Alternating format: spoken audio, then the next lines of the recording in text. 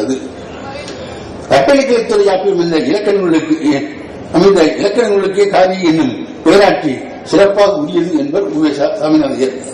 இதனை இலக்கண கீதைகளை கூறும் கட்டளைக்கலைத்துறைகளே காதி செய்யப்படுதல் அல்லாமல் கோவை, அந்தாதி, நான்மணிமாலை முதலியவற்றில் உள்ள கலித்துறைகள் காதி எனப்படும் வழக்கும் யாண்டும் காணப்படவில்லை என்று விளக்கம் கூறுவார். இம்மரபுக்கு மாறாக கட்டளைக்கலைத்துறை யாப்பில் அமைந்த தூது இலக்கியமாகிய நூல் மேகதூதக்காரி என பெயர் பெற்றுள்ளது குறிப்பிடத்தக்கது. ஆசிரியர் புதுமை காணும் உள்ளவற்கு இப்பெயர் அமைப்பு நமக்கு உணர்த்துகிறது. கலிவிருத்தம் கலிப்பாவின் இனமாகிய கலிவிருத்த யாப்பில் இலக்கணத்தை அளவடி 4 கலிவிருத்தமே என யாப்பங்களும் 4 சீரடைந்த அடித்தொகை ஈரிரண்டாகி இயன்றன யாவையும் காரியை சார்ந்த கலிவிருத்தமே என காட்சிப்பாடி நேரம் கூறுவர். இதனையே நேரடி ஈரிரண்டாய்வடில் அதுவாகும் விருத்தம் என்று யாப்பிரகாரியும் கூறும். 4 சீரால் வேறுபட்ட பல வாய்ப்பாடுகளுடன் வருவது கலிவிருத்தம் என்னும் யாப்போகை என்பது இதனால் புறப்படும். இசைப்பாக்கள் அமைதற்கு பெருந்தொழி புரிந்த பாவினம் பிற்காலத்தில் தூது இலக்கியம் பாடவும் கருவியாய் அமைந்தது. கலிவிருத்த யாப்பில் அமைந்த தூது நூலாக சோனாதர பாரதி இயற்றிய வண்டூர் தூதும் பெருமாள் தொண்டர் பாடிய வஞ்சூர் தூதும் காணப்படுகின்றன. வண்டூர் தூது சோனாதர பாரதியார் இயற்றிய வண்டூர் தூது என்னும் நூலில் கலிவிருத்தப்பாக்கள் உள்ளன. இப்பாடல்களில் நாச்சீரால் 50 காய்ச்சீரால் 4 தனிச்சீரால் 1 தொடங்குகின்றன. அனைத்து பாடல்களிலும் 4ஆம் சீர்கள் காய்ச்சீராகவே உள்ளன. இறுதிப் பாடல் ஒன்றில் மட்டும் கூவலங்காயாகவும் பிற 9 பாடல்களிலும் கருவலங்காயாகவும் சீர்கள் முற்று பெற்றுள்ளன. பாடல்கள் அனைத்தும் ஏகாரியும் ஒத்த விருப்பம் பெற்றுள்ளன. வாணிபுரி வஞ்சிவிடு தூது சோனாஞ்சல பாரதியாரின் வாணிபுரி வஞ்சிவிடு தூதுவில் 10 கலிவிருத்தப்பாக்கள் உள்ளன. இப்பாக்களில் மாச்சீரால் தொடங்குவதாக 3 பாடல்களும் காட்சியரால் தொடங்குவதாக ஏனைய பாடல்களும் காணப்படுகின்றன. அவற்றுள் 2 பாடல்கள் நிறைமுதலாகிய நேரிடுவாகிய காட்சியை பெற்றுள்ளன. பாடலின் 2ஆம் சீர் மாச்சீர், விளச்சீர், காட்சீர் என்ற மூவையாகவும் உள்ளன. பாடலின் 3ஆம் சீரும் மாச்சீர், விளச்சீர், காட்சிகளாகவே அமைந்துள்ளன. பாடதோறும் இறுதிச்சீர் காட்சியராகவே அவற்றுள் பாடம் மட்டும் மாச்சீராக முடிகிறது. 3 பாடல்கள் மட்டும் ஏகாரத்தால் முடிந்துள்ளன. பாடல்கள் அனைத்திலும் உருவிகற்பத்தோடு பயந்துள்ளது. கொச்சைய கலிப்பா கலிப்பாவின் வகைகளில் ஒன்றாக கொச்சைய கலிப்பாவை கூறுவர் யாப்பியரார். கொச்சை கலிப்பா மூவிகப்புறம் என்பர் இடம்பெறுவர். பிற்கால யாப்பியரார் கொச்சைக்கலியின் வகைகள் 5 என்று வகைப்படுத்துவர். கலிவன்பா யாப்பை விடுத்து புதுமை வேட்கையுடன் புதிய யாப்புகளுக்கு தூது இலக்கியத்துக்குரிய கல்வியாக கொண்ட பிற்கால தூது இலக்கிய ஆசிரியர்கள் சரவணமுத்து பிள்ளை குறிப்பிடத்தக்கவர். இவர் பாடிய தட்டவிடு தூது என்னும் நூல் தூது இலக்கியத்தை தரவு கொச்ச கலிப்பாவாலும் பாடலாம் என்ற புதிய நெறியை உண்டாக்கியுள்ளது. மேலும் இன்று கிடைக்கும் தூது நூல்கள் அனைத்திலும் கொச்ச கலிப்பாவால் ஆகிய தூது இலக்கியம் இத்தட்டவிடு ஒன்றே ஆகும். நூலாசிரியர் தரவு கொச்ச கலிப்பா என்னும் ஞாபகை தூது இலக்கிய பொறுமைக்கு புதியதாக கொண்ட சிறப்போடு இத்தரவு கொச்ச கலிப்பாவை புதிய அமைப்பிலும் அமைத்து பாடியுள்ளார் என்பது குறிப்பிடத்தக்கது. தரவு கொச்ச கலிப்பாவால் அமைந்த இத்தட்டவிடு தூது 32 பாடல்களை உடையது. அனைத்து பாடல்களுமே நேர சக்தியை முதற்சீராக கொண்டு அமைந்துள்ளன.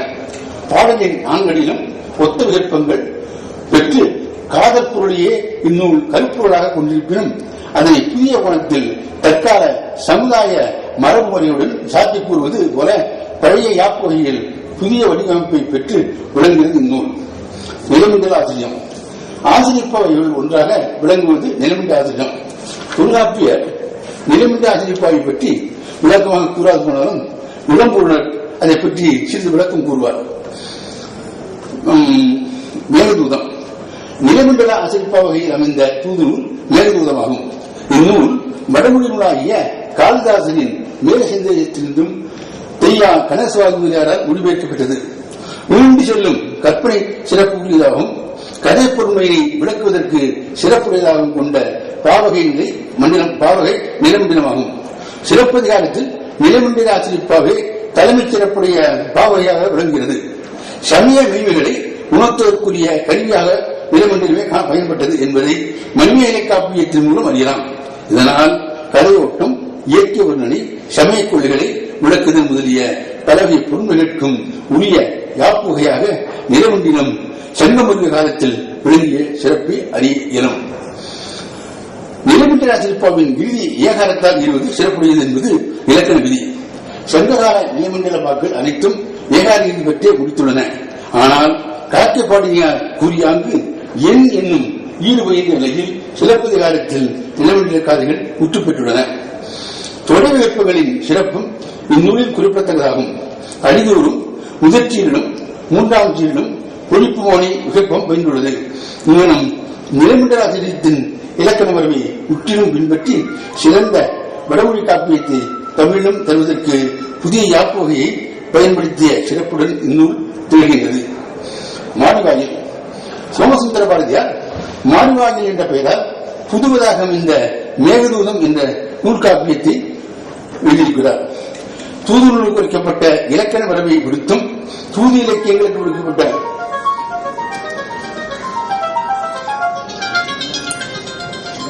முடிச்சிட்டீங்கன்னா நல்லா இருக்கும். ஐயா கட்டுரையாளர் முடிச்சா நல்லா இருக்கும். முடிச்சிருவோம். சோமசுந்தர பாரதியார் மாடிவாயில் என்ற பெயரால் புதுவதாக அமைத்த மேகதூதம் என்ற நூல் காப்பியத்தை கதையை பொறுமை கொண்டது. தூது இலக்கியங்களுக்கு உரைக்கப்பட்ட இலக்கண மரபை விடுத்தும் தூது இலக்கியங்களுக்கு உரைக்கப்பட்ட கலிவன்பாகி நூலாப்பை விடுத்தும் புதுவதாக நூல் படைத்த சோமசுந்தர பாரதியார் பொறுமை வகையிலும் யாப்பு வகையிலும் புதுமை கண்ணோட்டத்துடன் இந்நூலை செய்துள்ளார். இவர் பாடிய நூலின் தமிழ் விளக்கம், தமிழ் பல்லாண்டு, தமிழ்தாய் வாழ்த்து, அவையடக்கம் என்னும் 4 நூல்கள் கொண்ட நூலின் முன்னிலை பகுதி பல்வேறு யாப்புகளில் அமைந்துள்ளது. தமிழ் வணக்கம் இளங்கோவடிகள் பாடிய இயற்கை வாழ்த்தினைப் போல சிந்திய வெண்பாவால் ஒரு மேல் 3 அடிக்கு வந்த பகுதியாக உள்ளது. தமிழை போற்றுதும் தென்மொழி போற்றுதும் என வரும் சிந்திய வெண்பாக்கள் ஒரு மேல் 3 அடிக்கு வந்த பொருமையை விளக்கின்றன. அவள் இந்த கட்சி முடிவு மட்டும் சொல்றேன்.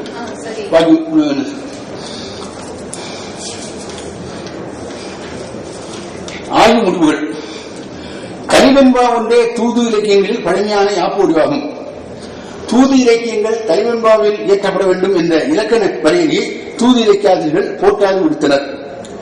கட்டளை கலித்துறை, கலிவிருத்தம், கொச்சகலிப்பா, கலித்தாழிகை, நிலமண்டலாசிரிப்பா, அரிசிராசிரிவித்தம், எழுச்சிராசிரிவித்தம் போன்ற யாப்புகள் தூது இலக்கியங்கள் பெயர் தொடங்கின. கலிவெண்பாவில் அமைந்த தூது இலக்கியங்களே மீதியாக காணப்படுகின்றன. இதனால் தலைவன் தலைவியின் மனவுணர்வுகளை சீரிய முறையில் வெளிப்படுத்துவதற்கு கலிவெண்பா யாப்பை சிறந்தது என ஆசிரியர் கருதியிருக்கக்கூடும். கலிவெண்பா யாப்பில் ஏற்பட்ட வடிவினை பிறகு கண்ணிகளாக கொள்ளத்தக்க வகையில் தூது இலக்கியத்திற்குரிய யாப்பாக கலிவெண்பா கொள்ளப்பட்டது என்று கருதலாம். தொடக்கத்தில் மங்களமொழியுடன் அமைதல் தூது நூலின் யாப்பாக ஓட்டப்பட்டு வந்துள்ளது. பாட்டிய நூல்கள் கூறாத இரு மங்களமொழிகளை வழக்கிற்கேற்ப பயன்படுத்தியுள்ளது என்று கூறலாம். நூலின் இறுதி நாள் என்னும் ஓரசீக்கில் கொண்டு முடிவதாக தூது நூல்கள் அமைந்துள்ளன.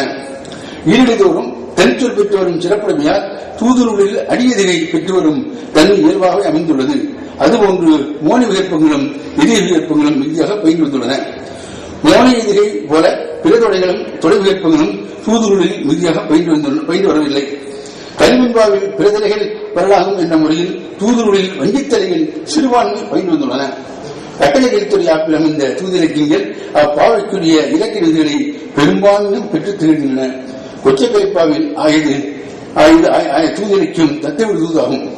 மேகதூதம் என்னும் தூது நூல் நிலமண்டல ஆசிரியம் பாடப்பட்டுள்ளது. இந்நூலை இருபகுதியாக பகுத்துக் கூறியுள்ளதால் இரண்டையும் தனித்தனி நிலமண்டல ஆசிரியப்பாக கருதுவிடம் உண்டு. இந்நூலுக்கு 5 அடிகள் வரை இது